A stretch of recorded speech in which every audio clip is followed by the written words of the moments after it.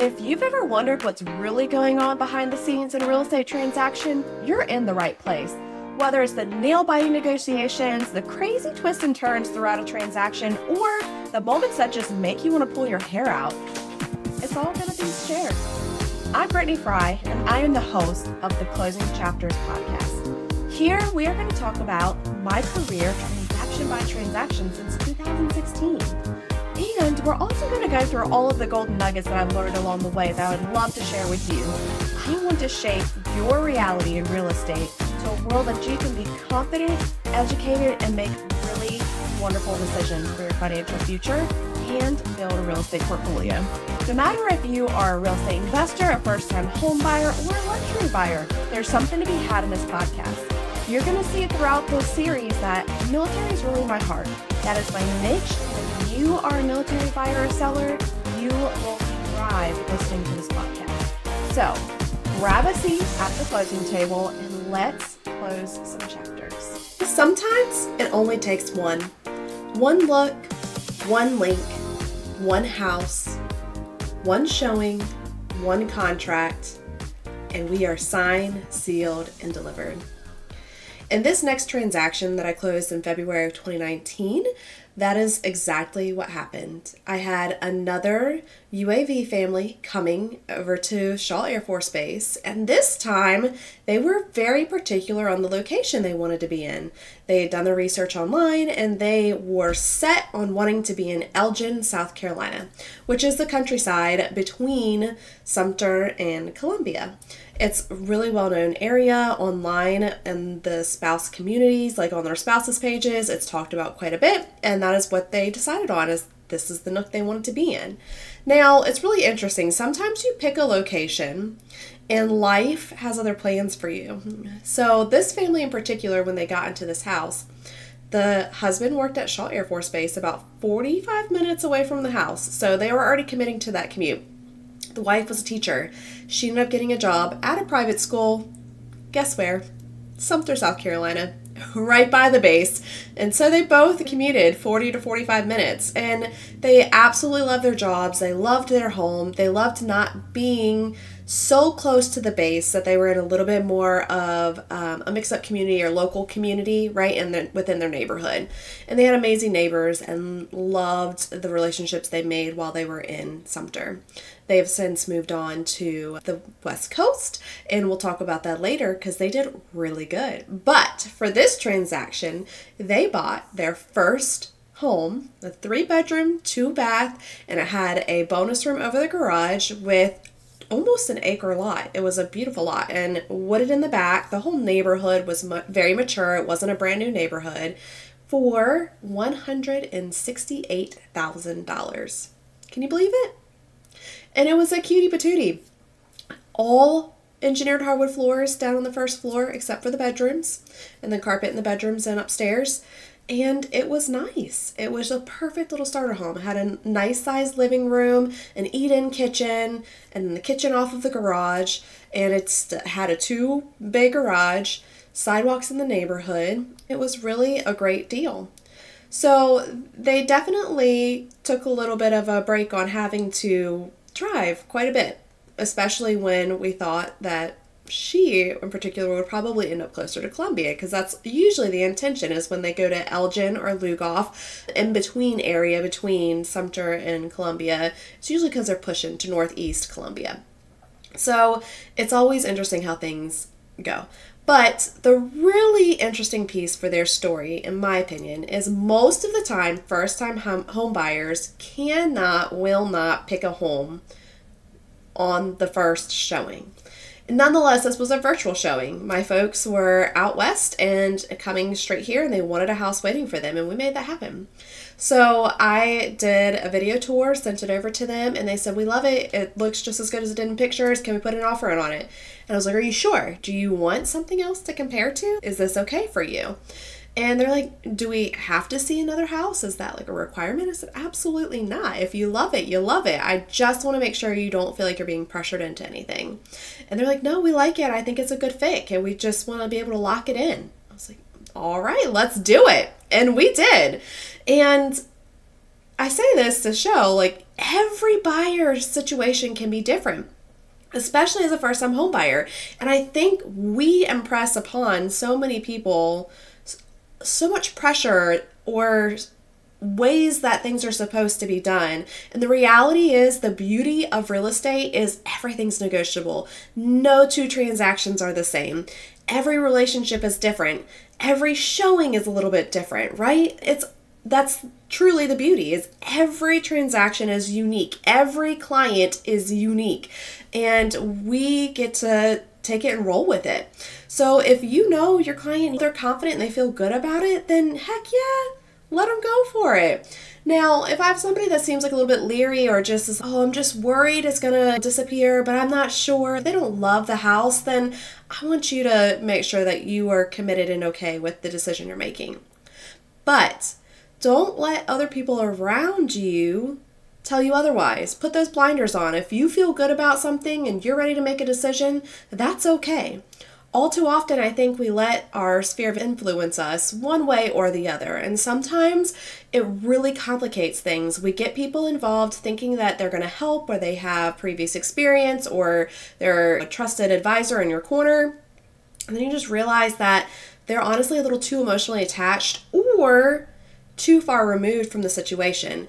If it's a family member that's only bought one house in 20 years, right, then 20 years ago and today may look very different. And sometimes what they remember to be is not the way that it is now.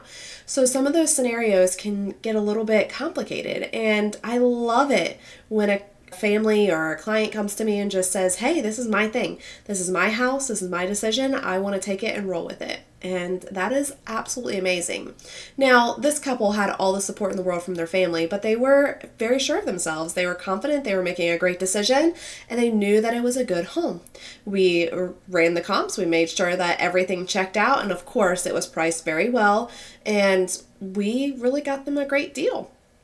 So when you are looking to buy a home, I want you to think about how it makes you feel, and not to make it so stressful on yourself, and to know it's okay to make decisions. It's okay to be concise. It's okay to say, no, I don't need to see anything else.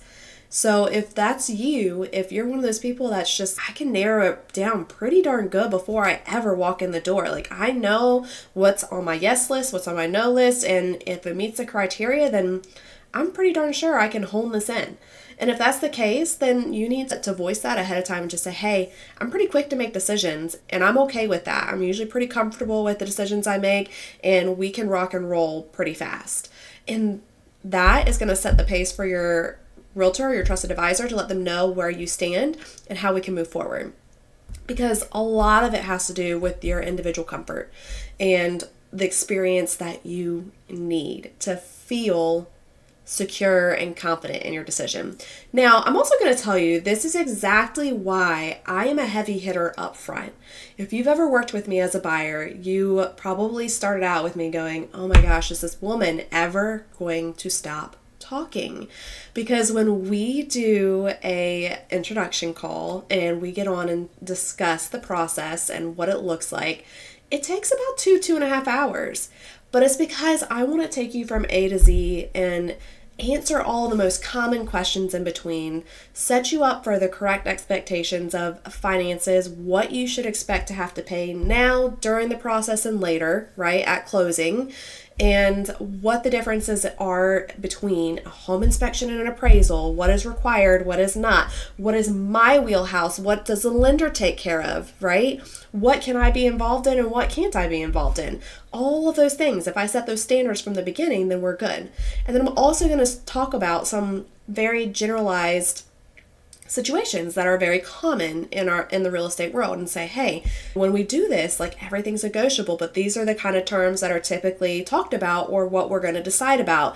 So when we look at a house, we're going to say, this is where we're at, this is what we need, how do we want to come together? And I want you to know that this is my priority, typically speaking, based on our conversation of what you've told me you think that you're going to need. And when we do that, a lot of times the buyers have had time to think about it. It's probably pretty overwhelming, but The point is that it's familiar, right? We're going to talk about it again. Every step of the way, we're going to go through everything one at a time. But when you've heard it in an overview, then it's, oh yeah, that's right. And you just feel comfortable. You don't feel like you're being pressured into something or something's being thrown on you and that you're trying to consume it all in one foul swoop. And a lot of times when you've had time to think and process and ask the questions ahead of time, once you actually start looking at the houses, once you feel comfortable putting in an offer, then you're relaxed, you're ready. You're just like, Brittany, write this thing up. I'm good. And that is perfection. That's what we want as agents. We want you to feel confident and comfortable with what decision you're making. And honestly be able to tell us exactly what you want because we've already discussed it, right? As we don't have to go line by line and say, okay, this is this section and this is what this means. We've already done that, and you're able to give me the overview. Hey, this is the price point I want to try to aim for. This is how much I need in closing costs. This is what I need covered in commission, right? This is the closing date that I need. This is the amount of earnest money I'm willing to put up. And I know my range is this and this. And if I go higher on the earnest money, then I'm a little bit more competitive. This is the due diligence period that I want in order to do all my inspections. It's pretty easy. We can go like on a quick checklist and get a nice offer written up lickety-split quick because we did the work up front. So if you are a first-time home buyer or even just buying again, right? The real estate market changes, our systems change, our processes, the requirements of us change very often. So it can be brand new. So when you have your buyer consultation and you are overloaded with information, just remember this is your chance to really feel good, to ask the questions, to gain your confidence, and know that you have the knowledge to make good decisions. And I think that feels good to anybody. We all want to just know what we need to know in order to make a good decision for ourselves. And that decision is going to look different for every person, but the process is generally the same throughout, right? And if I give you that information up front and you can process it, then you're in the driver's seat. And that's what I tell everybody all the time. Like, you're the driver, right? I go where you tell me. And I'm here to support you and answer questions and give you advice along the way and provide any information you need to do the research on your behalf, to help you out with the contacts and connections that you need for the things that I cannot be involved in. And it really helps buyers see the full picture before they ever start the process. And I'm going to tell you a little secret too. I have buyers that I've worked with several times, and I always stay in touch, and we'll have conversations later, and we'll be talking about different things, and they realize all of a sudden that I don't get paid until the transaction's over. And they will say to me, we'll be standing at a home inspection talking about documentation or how well they did or something. And so many times it's come up like, wow, you really don't get paid until after we close on this house? And I'm like, yeah. And they're like, so, but what happens if I wouldn't have bought a house and I just wouldn't have gotten paid? They're like, but you showed me houses. Yeah, I did. And I appreciate that whenever that hindsight is there, but I also say that just to say the world is changing, especially in the commission structure for real estate right now. And it will not be surprising that it becomes more of a requirement for there to be some sort of payment or fee at the beginning of working with a real estate professional, because all too often we are working for free and hoping we get a transaction completed so that we can actually get paid. And our time and our services are worthy of payment. And that's really hard sometimes for most realtors to say and set that expectation. And I'm one of them, because we simply just want to help. We are not here to want to pin somebody in a corner or make them feel obligated to buy or to work with us if it's not a good fit. However, if you went anywhere else for a service, right, you pay for the time that you were getting that service. And that's the reality of it. If you went to an attorney to get an opinion, you're paying for that consultation. The consultation, right? Not even before they've done any work for you, just the consultation. And if you don't go with them, you've still paid them for their time that they have spent with you during that meeting. So our world is changing a lot. And the big point that I want to make by saying all of this is really when you talk to people that have bought or sold in the past 5 years, it was very different than it is now, right? We have had a lot of changes this past year, and a lot of it is just upholding standards that have already been there. We just haven't done it in a specific order that they've wanted them to, or we haven't been as transparent as people have wanted us to be. And they honestly want us to fully negotiate kind of blindly and communicate with each other when it comes to the commission structure. So you need to know that if you talk to somebody that has bought or sold in the past 5 years, right, really anything before 2024, August is really when all of our stuff officially started to change, in August of 2024. So if you've talked to anybody that has bought or sold before mid 2024, you need to understand that there are a lot of changes in the requirements and in the industry, and it's still ever changing. So if somebody shares their experience with you, understand it's their experience and it will not be your experience. Okay? And it really doesn't matter even if it was same. This is something that people fall into quite often is they go, my buddy just bought a house and this is what happened for him. It was great. That was his experience. That was his situation. We're buying a different house. We're dealing with different sellers, different agents, a different situation. Your situation may be different, and that's okay.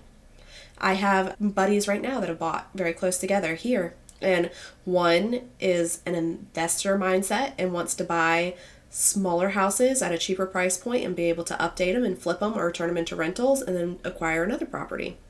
And the other one wants a house that they could potentially come back to and stay in for forever. Two very different purchases. And when you look at them and you look at the properties, right, you would think it would tell a story. And it absolutely does not. It has nothing to do with them in terms of being qualified. They could have the same exact property if they wanted to, but they have two totally different purposes of purchasing homes. And that's all there is to it. One has a plan, has a generational wealth model that they want to keep going with, and the other one wants a place that they can call home for forever, even if the military takes them away and brings them back. And that's all there is to it. Don't get drugged down in comparing yourself to everybody else. If you love the first house, buy the first house. If you need to see 5 houses, then see 5 houses, and understand that your experience is uniquely dedicated to you. And as a realtor, we are here to support you through your experience. It's a journey, and it's a really fun journey. It has highs and lows. There's some stress involved, but it can be absolutely amazing and fun along the way. And such a big thing to look forward to. And I just want to throw in here, just on the financial side, really fast. I was just commenting on a post the other day about how a lot of times it's so great that it's a bonus, financially speaking, when we purchase a house, the way that we can structure the transaction so that essentially we're in the house for a month before we make a payment, sometimes even more. And what a beautiful way to say, thank you for buying a house, is that I don't have to have a payment until a month after I get in the door. And it helps so much with transition pieces. So if you, I'm going to say specifically if you're renting and you know that you have your lease coming up, but you're afraid to get into a house because you're worried that you're going to be making 2 different payments, we can totally work that out pretty darn close together and make sure that you have a little bit of overlap. And that's super helpful. So that's just a side note. In this case, we did that. They closed beforehand and got there over the holidays. And when they came in, I was actually, I think I was in Korea. I'm not sure where I was at. I think I went to go visit my husband in Korea. So we had them set up. I had keys at the house ready for them and their goodies at the house waiting for them. And they were able to come in over a weekend in the middle of the night and get into their house and call it home. So I love the opportunity to do special things like that. And it just goes to show that no matter what the scenario is, like, we can support you. There's a way that we can make your transaction special, and there's a way that we can make sure that you can get into your home no matter when you're coming in, day or night, right? Weekend or weekday. You're not set to 8 to 5 hours just to get in the door once you purchase your home.